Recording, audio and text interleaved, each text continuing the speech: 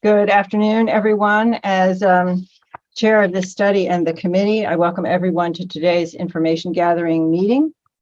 The task being undertaken by this committee of the National Academy of Sciences, Engineering, and Medicine is to review the 2020 to 2025 edition of the Dietary Guidelines for Americans. Our assignment is to conduct 3 comparative analyses. The first is the scientific, to compare the scientific review methodology, review protocols, and evaluation processes used to develop the most recently issued guidelines as compared to recommendations included in the September 7, 2017 report titled Redesigning the Process for Establishing the Dietary Guidelines for Americans. Our second task was a comparative analysis of the scientific studies used to develop such guidelines to determine the dietary needs of Americans with diet-related metabolic diseases compared to the most current and rigorous scientific studies on diet and diet-related metabolic diseases available. And our third comparative analysis was how full implementation of the recommendations would have affected the most recently issued guidelines. This is an open on-the-record session. Interested individuals have been invited to attend as observers, but we will not be entertaining questions or comments from the floor. This meeting is being held to gather information to help the committee conduct its study. That is, the committee is in the process of assembling materials that it will examine in the and discuss in the course of making its findings and conclusions. Therefore, I ask everyone here to be mindful of the fact that the committee has made no conclusions. Moreover, it would be a mistake for anyone to leave the session thinking otherwise. Comments made by individuals, including members of the committee, should not be interpreted as positions of the National Academies. In addition, committee members typically ask probing questions in these information gathering sessions, and which may or may not be indicative of their personal views. The committee will deliberate thoroughly before writing its draft report. Once the draft report is written, it must go through rigorous review by experts who are anonymous to the committee. The committee must then respond to this review with appropriate revisions that satisfy the National Academy's Report Review Committee and the President of the National Academies before it is considered official. And with that, we are ready to open our session. I would like to introduce today's panelists. I'm Kathleen Rasmussen from Cornell University. I'm the chair of the committee. We have members of the committee here, and I would like the committee members to simply introduce themselves. I'm going to call you by name as I see you on my screen. Jose? Jose Rodriguez, Staff University. Martha? Martha Field, Cornell University. Sharon? Sharon Kirkpatrick, the University of Waterloo in Canada. Kathy Bross?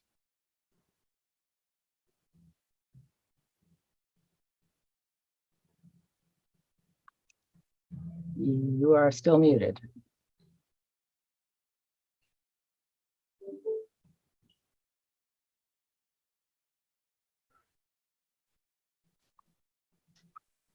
There you go. Hello. And you're? Nope, you just undid it. Well, Kathy Ross is from Penn State University. Stephanie? Stephanie Atkinson, McMaster University in Canada. Esther Myers? Esther Myers, independent scientist. Emily Oken? Good afternoon, Emily Oken, Harvard Medical School. John? John Wong, Tufts University School of Medicine. Kelly? Kelly Brownell, Duke University. Doug? Hi, everybody. Doug Luke, Washington University in St. Louis. I must say it's very striking that my name appears 3 times, including once with no screen. That's just a note to our IT person. We are also pleased to have our staff, Melanie Arthur and Katie Delaney with us, and the director of the Food and Nutrition Board, Annie Akin. And I'm also pleased to introduce our 3 panelists today who will be speaking in the following order: Barbara Schneeman, Ron Kleinman, and Rob Russell. And with that, Dr. Schneeman, who was the chair of the most recent Dietary Guidelines Committee, will lead off. Great, thank you, Kathy. And I would also note that I did serve on the 2017 NESR committee at that part of that report. So again, thank you for the invitation to make comments to the committee. I would say, just as a generalization, I was quite impressed with how many of the recommendations were implemented, or at least the intent of the recommendations were being implemented for the 2020 DGA process, given the short time frame. Our committee started working in 2018. Obviously, the report was just out in 2017, so there was a fairly short window. And I perceived, as we worked, as the committee worked, that USDA and HHS did welcome the recommendations from the Academy as part of their improvement process for the dietary guidelines. So why don't we go ahead and get started with the slides? I know that Ron and I have a lot to go through, so we'll try to be as efficient as possible. So if we go to that first question, there were two parts about our perceptions and insights, and then how we feel about the recommendations, whether they need to be modified or may not be necessary. So I think to really look at this and all of the other questions, it's important to just summarize from our perspective what was implemented from those recommendations. So if we could go to the next slide. I've tried to do that very quickly on this. So 1A, that topic in the recommendations focused on identifying, prioritizing topics, and consistent with that recommendation, a public comment period was used for identifying topics that were reviewed by the advisory committee. It also highlighted the formation of the separate committee for continuity and planning across cycles. And based on my experience with the recommendations that have been implemented, I have some questions about that, that separate committee, but I'll comment on that a little further down. So then the next recommendation dealt with the technical working groups. And we had, there were technical working groups, but they were referred to as the TECs, the technical expert collaborations. And I believe there were 4 of those. They did provide valuable input for our advisory committee. And in addition to using that input from those advisory groups, those technical work groups, we also did have certain things where we obtained technical expertise while we were working. For example, I know that when we were looking at cognitive function, there's such an array of different methodologies that we sought some technical help on how to evaluate those different types of methodology. And all of that is documented in the advisory committee report. So then 1C was about interpreting the scientific evidence and drawing conclusions, and we'll address that in a future question as well. But the advisory committee did a lot of its own, it did its own interpretation and drew conclusions. It was a huge amount of work. So the second recommendation dealt with the modifications that were made from the advisory committee to the guidelines. The 2 major ones that were made were the limit, the quantitative limit for added sugars and the quantitative limit for alcohol consumption in men. And the rationale for why those quantitative limits were not changed was detailed and presented by USDA and HHS. I think what perhaps is important to note is that the intent of the recommendation limiting consumption was not changed. It was really just the quantitation of that limitation that was modified, and the rationale was detailed and is publicly available. So the third recommendation addressed the separation of the roles of the NESR staff, Nell in the report, but the NESR staff and the advisory committee, and that separation was clear, and we'll talk about that more in another slide. Recommendation 4 addressed the best practices for the systematic reviews. And the NESR staff truly provided outstanding expertise in systematic review methodology.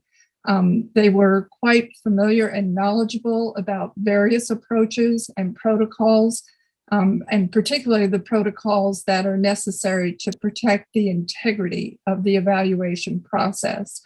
I think the methodology that they put together really seemed especially well suited for food-based dietary guidelines. And I've had experience using the grade methodology, and so I felt we were using something that was adapted to the needs of this committee process. The 5th recommendation dealt with the food pattern modeling methodology. And this is one where indeed the primary work done on food pattern modeling in that short time frame between the NASM report release and the DGAC process beginning was really to focus on the approach for the 6 to 24 month population. And I know that 2017 NASM report highlights additional approaches that should be explored. It's my understanding from what I've read and heard from HHS and USDA that they are providing more information about current efforts to improve that methodology, but I think that's something that would be appropriate to explore with them. So the 6th recommendation was about the establishing a framework for nutrients of public health concern. And the 2020 Advisory Committee did establish such a framework. It's in the report itself, the current intakes, Part D in the DGAC report, but it's also been published as a Journal of Nutrition article, Bailey et al., in using and involves several members of the committee. So I think where we are, we have a methodology. It's been published in the peer-reviewed literature now. And the question might be to USDA and HHS, do they intend to use that framework for future editions? And if there is, in fact, more work that's needed to standardize the methodology, sort of assess where we are with that. So recommendation 6, that's the one I just did. Recommendation 7 is on that process for evaluation of systems approach. And this one in particular, I think it just wouldn't have been feasible for them to commission and evaluate a systems approach in that short window of time before the 2020 process began. But I would say our advisory committee certainly emphasized the importance of this recommendation in the integration chapter and in our cover letter to the secretaries when we submitted our report. And so I think USDA and HHS have now provided more information on current efforts to improve and to look at that approach. But again, that would be a question for them. So the next slide. So this one asks about what might be modified. And I think there probably are some modifications that are needed for consistency with federal policy and resources. And that's probably more of a topic for USDA and HHS. I think one of the areas to look at is meeting that need for continuity and planning across the various cycles of the dietary guideline process. That the report identified a committee that had that function, but if you look at the process, there are now several ways for input for continuity and planning. So I think we need some rethinking about how to approach that topic. We have topics that were identified in the Future Directions chapter of the Advisory Committee report. We have monitoring by federal working groups. There is that opportunity to learn from the comment period on the topics for the dietary guideline, both for the current cycle and for future cycles. And NESR has already identified their approach to monitoring and updating evidence so that they know when something might be ready for reevaluation. So again, I think the planning and continuity is important, but I'm not sure we have the best structure yet for how to handle that. Okay, next slide. So from your perspective, what's really needed to improve the integrity? First of all, I do want to say that I think the process as it exists has a lot of rigor and integrity in it, and we can come back to that. But I thought one of the ways to sort of look at this question was to look at it in the context of the values or the principles that were identified in the 2017 report. And so just to go through those quickly, to me, transparency was enhanced in several ways. It was especially facilitated by the new website. So some other specific examples were using that website, we could have draft protocols and draft conclusion statements, and then enable public comment on those while the committee was working. We did have the opportunity for additional public meetings, including one meeting that was about the integration of the report before it was submitted to the department. That was a new step that was added.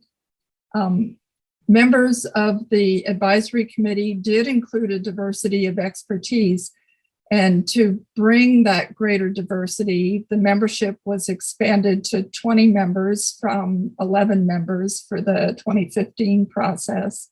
And in the DGAC report, you can get more detail. I think it's appendices F3 and F4 on the expertise in relation to the topics and questions, and how people spread out across the subcommittees. And there were improvements in the evidence review process and transparency in the application.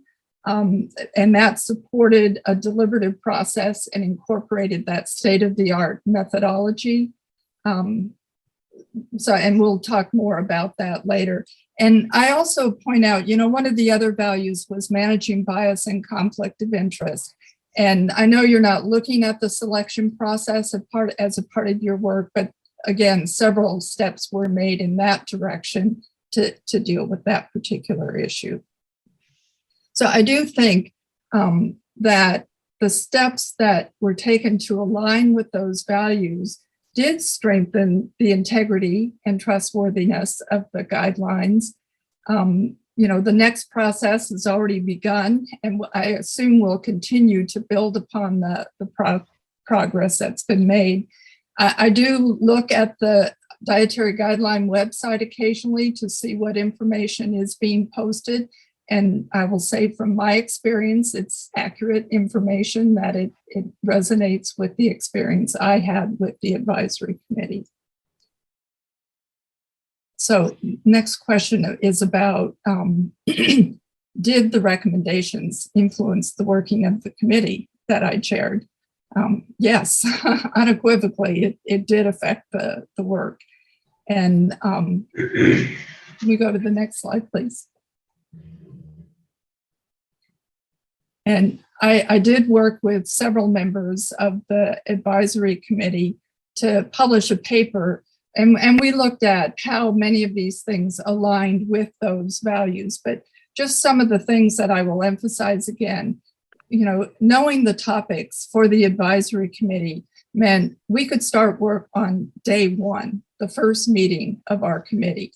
And knowing that public comment had been solicited on those topics consistent with the recommendation, but we were ready to start our work on the scientific issues.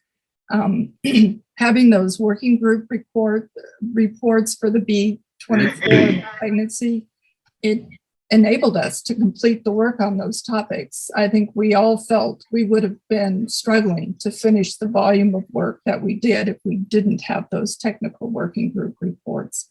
There were new topics incorporated in frequency of eating, dietary patterns, and all-cause mortality. So the process is looking at new topics.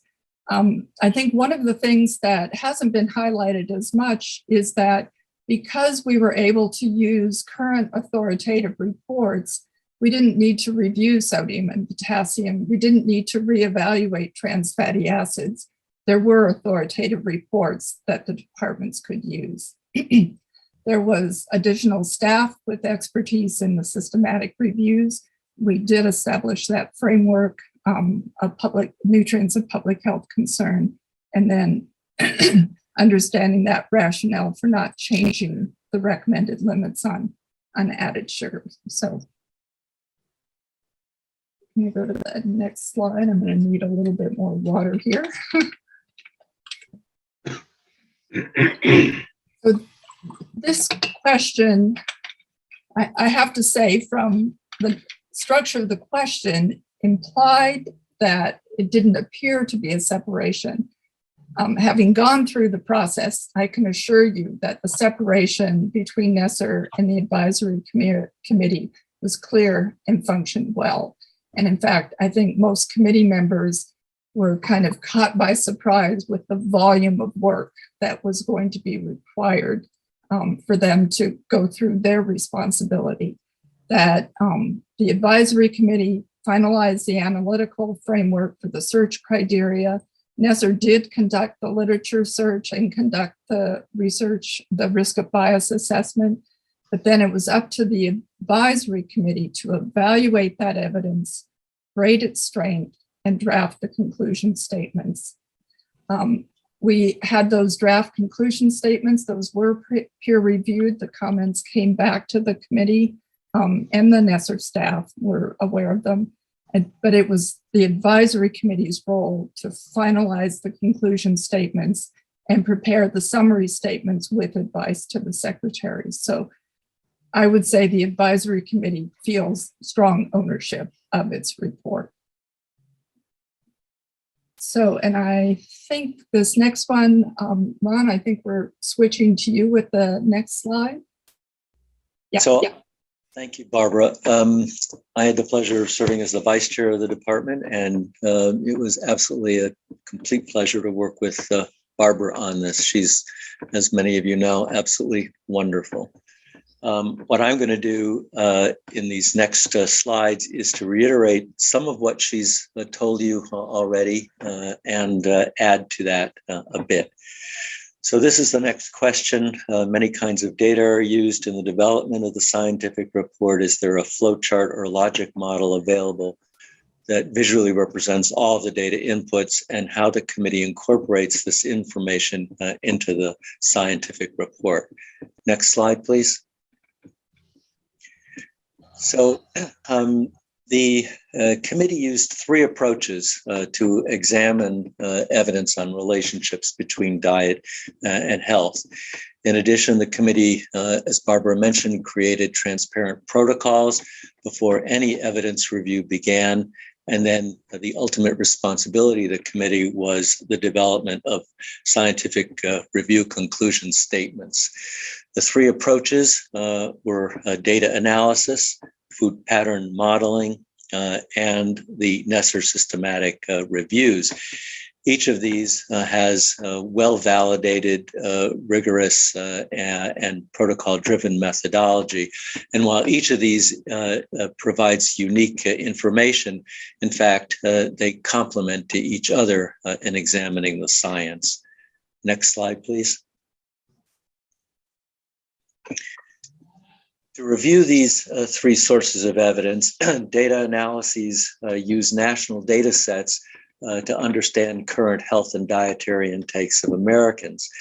We, the committee, conducted more than 150 analyses of federal data sets using these sets. Enhancements, What We Eat in America, the USDA Nutrient Database for Dietary Studies, the USDA Food Pattern Equivalence Database, the National Health Interview Survey for information about the epidemiology of various health-related questions, and then the Surveillance Epidemiology and End Results Survey from National Cancer Institute, specifically to focus down on cancer outcomes. Food pattern modeling is a process to help us understand how changes in the amounts or types of foods and beverages in a pattern of consumption might impact meeting nutrient needs across the U.S. population.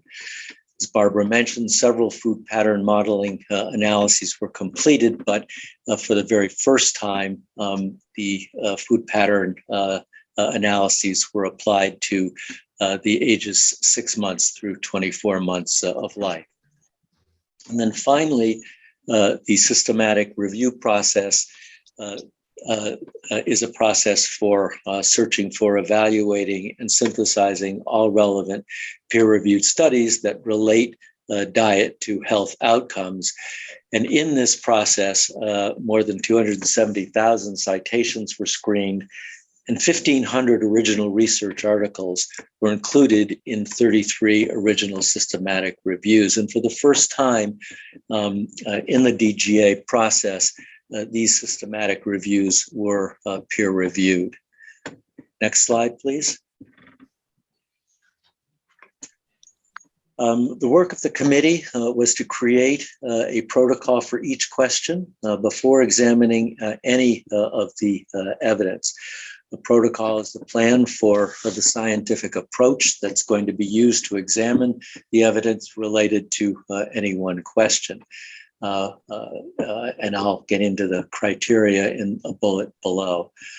For the first time in this DGA process, in an effort to enhance transparency, draft protocols were posted online for public comments, which the committee considered before the protocols were finalized. The systematic review protocols developed by the committee included the analytical framework, and PICO was the framework that we used, and I'll speak to that very briefly in the next slide. We developed the inclusion and exclusion criteria, the search strategy, the search and screening results were examined, and then a list of included and excluded articles were kept again and posted in an effort to enhance transparency. So in sum, the Dietary Guidelines Committee was responsible for developing the protocols, grading the evidence, developing the scientific conclusion statements, and then translating those into recommendations for the agencies. Next slide.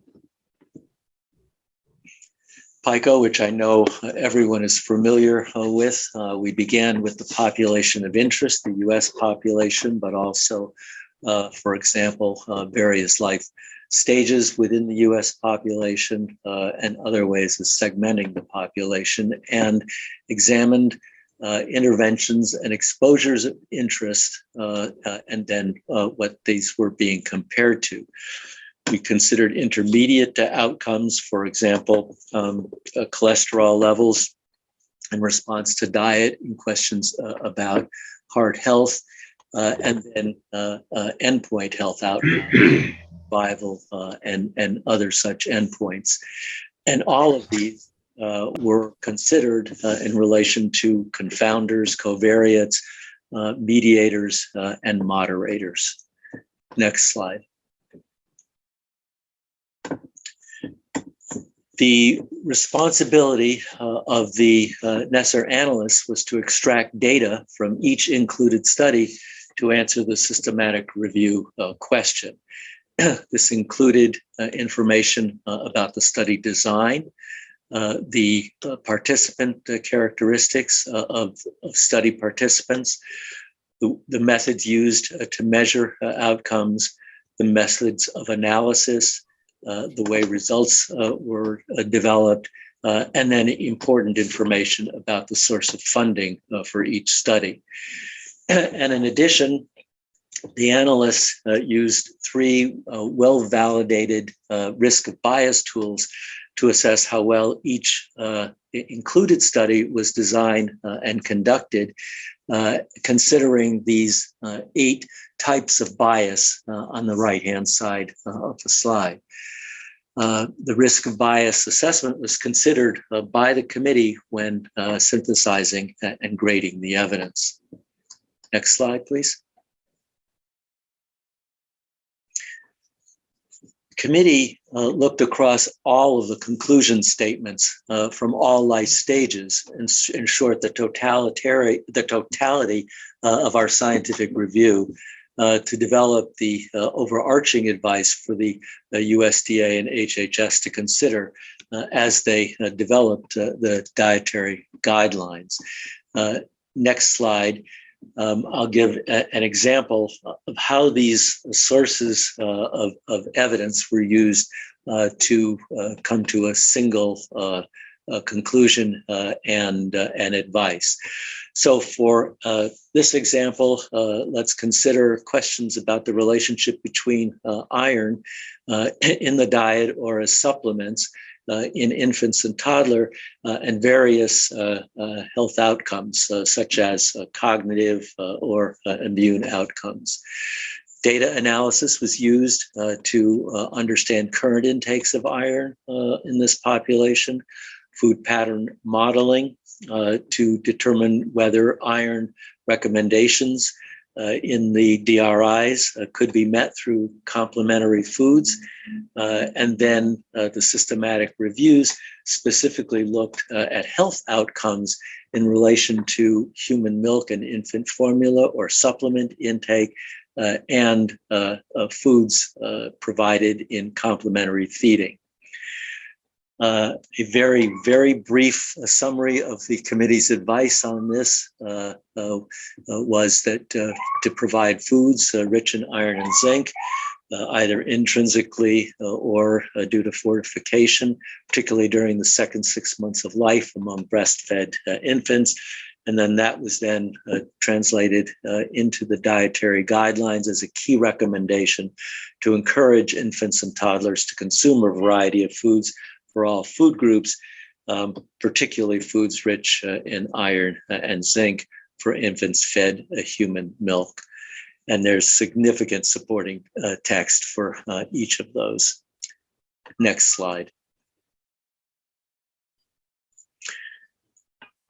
So on the next two slides, let me talk to some of the limitations of the data sources used in our report and how these limitations were managed. Next slide.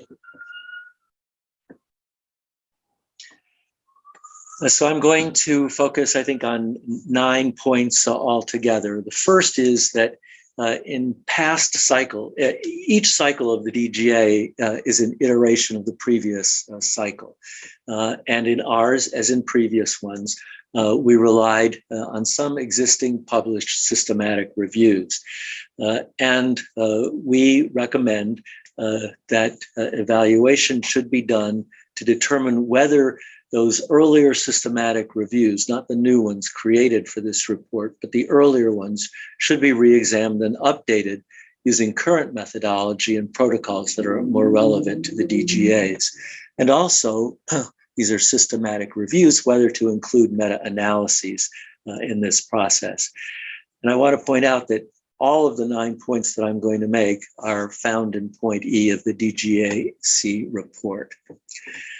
The second point is to ensure that our national surveillance systems expand the diversity and sample size of underreported populations and incorporate additional foods and beverages from these diverse populations.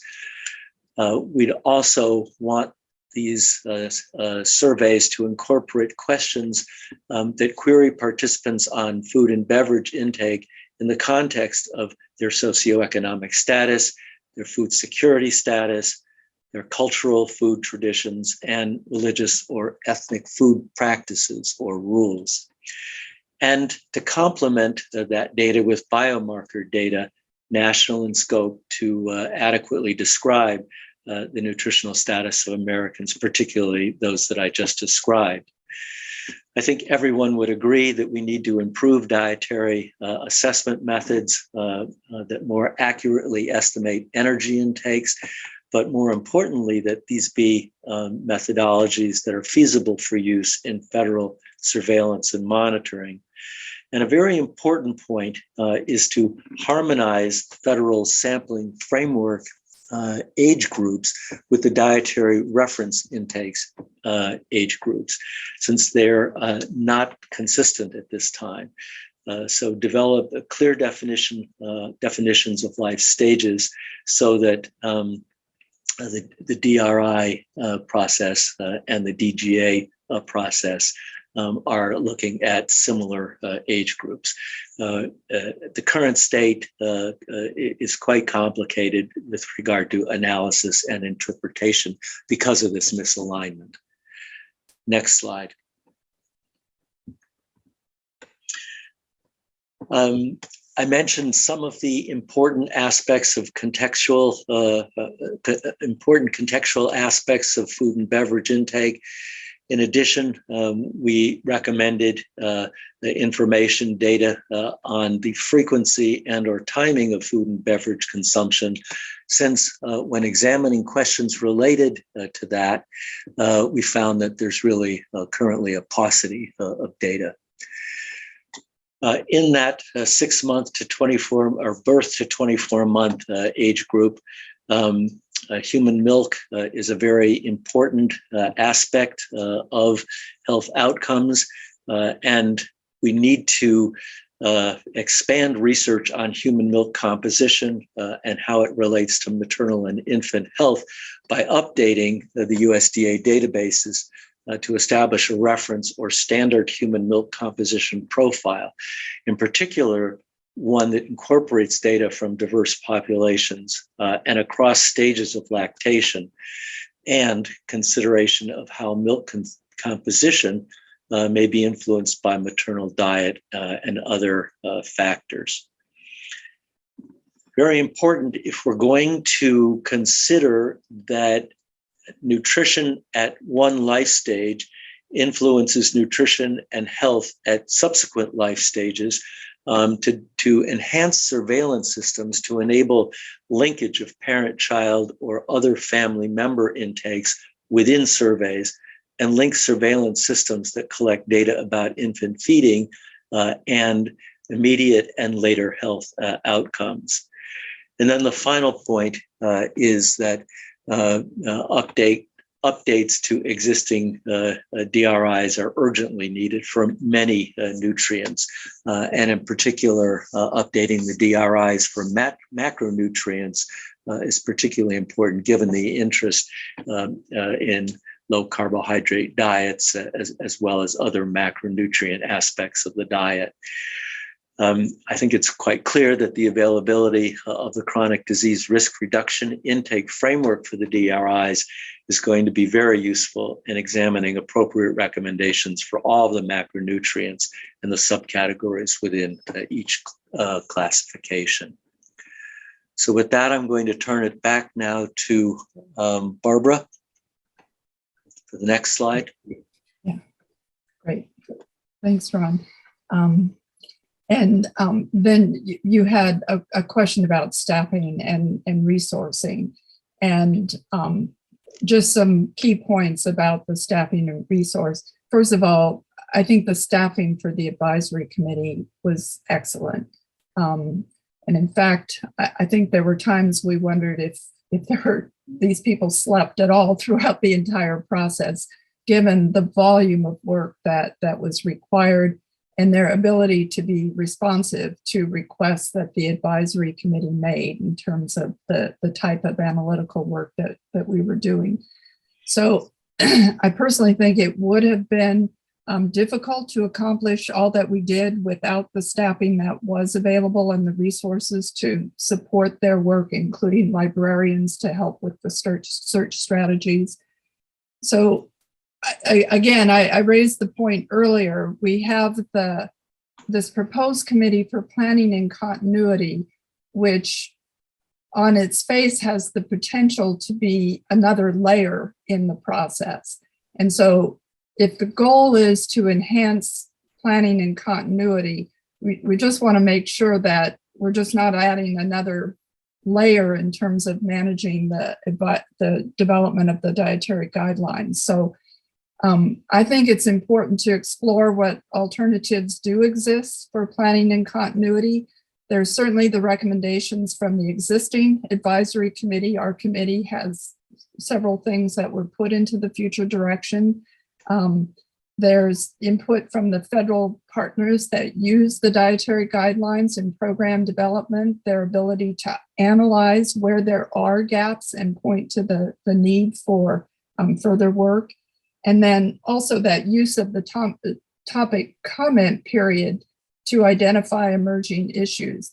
Because during that comment period, there's that opportunity to look for the immediate cycle, but there's also that opportunity to identify topics that might be important in future cycles for the advisory committee.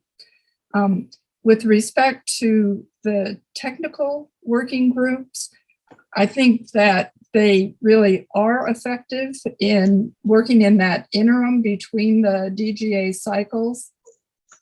And it's probably important to note that for the 2015 dietary guidelines, there was also an interim technical working group that looked at dietary patterns, which I think enabled that cycle of the advisory committee to really get into the issues around looking at dietary patterns. And then that was further expanded with the work of our committee.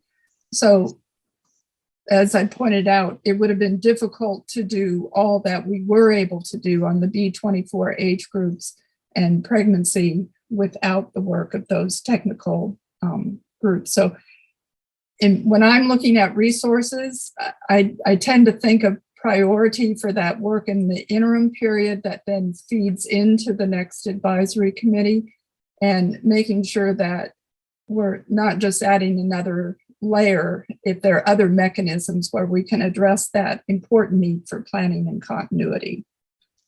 Next slide.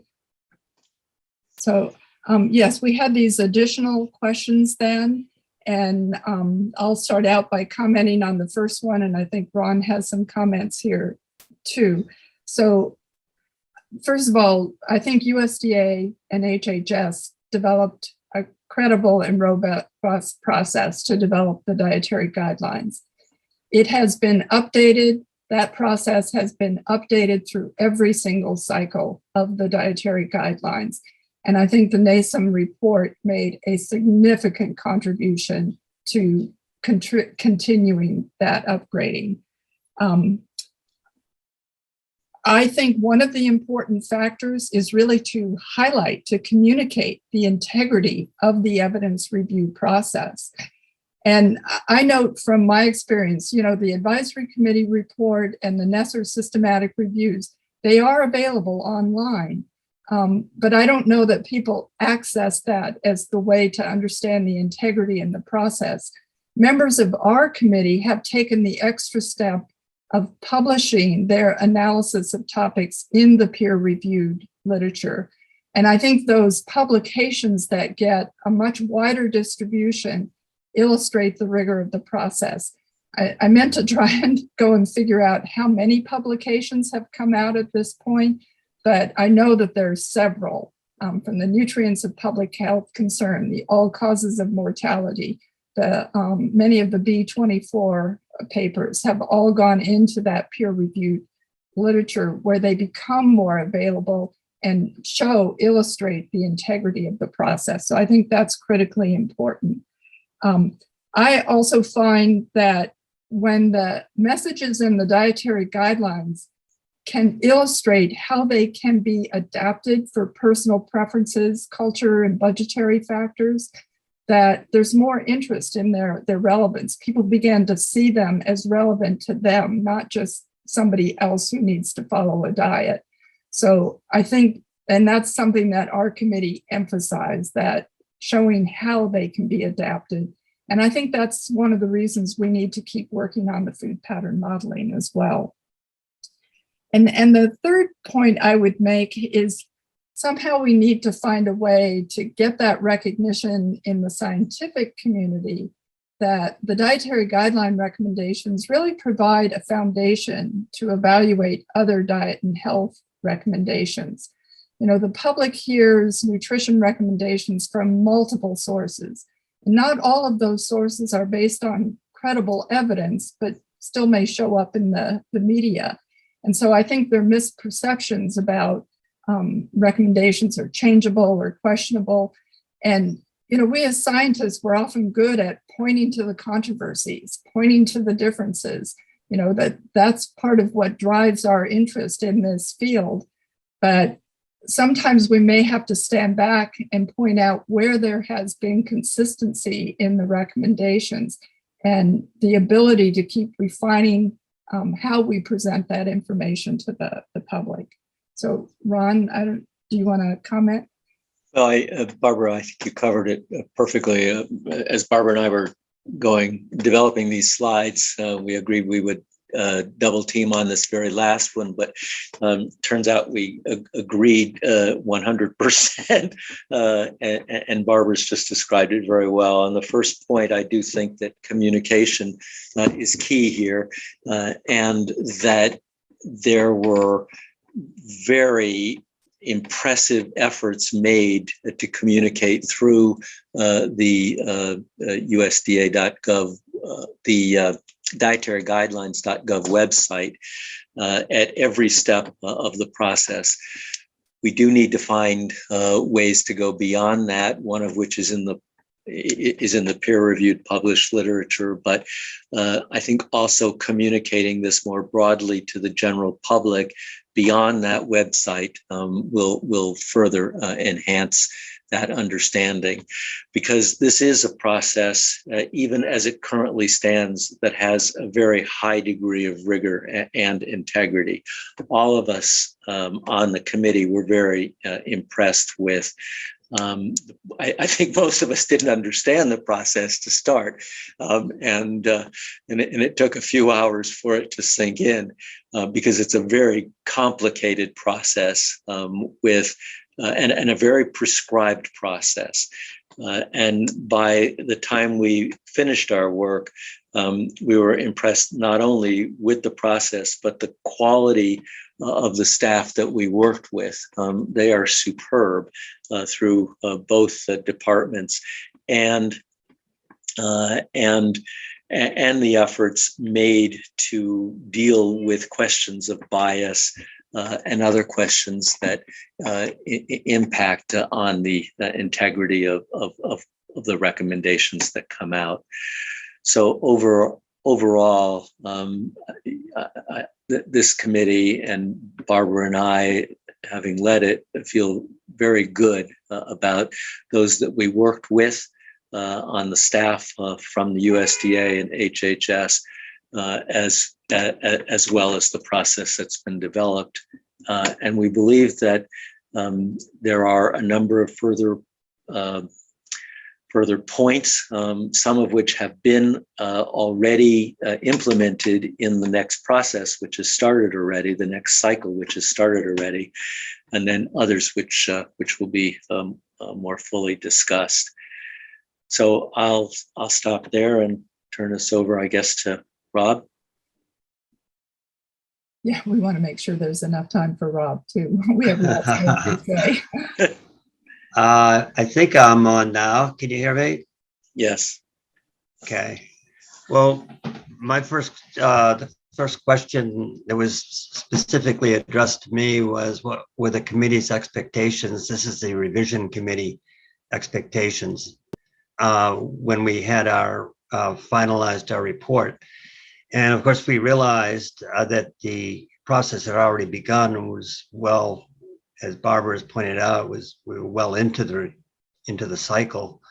On top of that, there was a government shutdown. Probably everyone has kind of forgotten at that time, that again put more pressure on the guidelines committee to do their work in a shorter time frame, and that went on for several months. The reaction when we had our informational sessions with the federal agencies and stakeholders and congressional staffers was positive, but there were lots of worried faces in the room on the part of the federal agencies, USDA in particular, about how these recommendations that were made by the revision committee were going to be implemented in such a short time. There was another meeting at Brookings, which included stakeholders and outside of the federal stakeholders in particular, that was informational also. That just so you all realize that there were several meetings like that did take place. The revision committee felt certainly that some of the recommendations that we were making could be implemented, particularly in the area of transparency. For example, as how and why the Dietary Guidelines Committee decisions were being made and what was the thinking behind it. As Barbara has pointed out, and Ron too, a key recommendation was this Dietary Guidelines Planning and Continuity Group that could provide long-term planning across DGA cycles.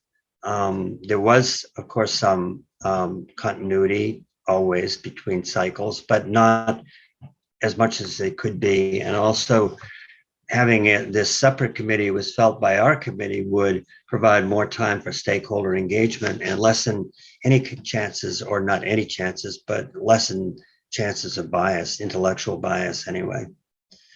The idea was that this continuity group could oversee and monitor, surveil, and do surveillance for new evidence, identify and prioritize topics for the Dietary Guidelines Committee, so that then when the Dietary Guidelines for Americans Committee actually started meeting, they could actually hit the ground running.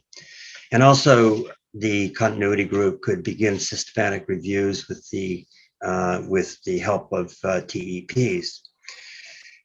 Now, we knew that if this were a federal advisory committee, that takes time to establish, and in the short run would certainly have added costs.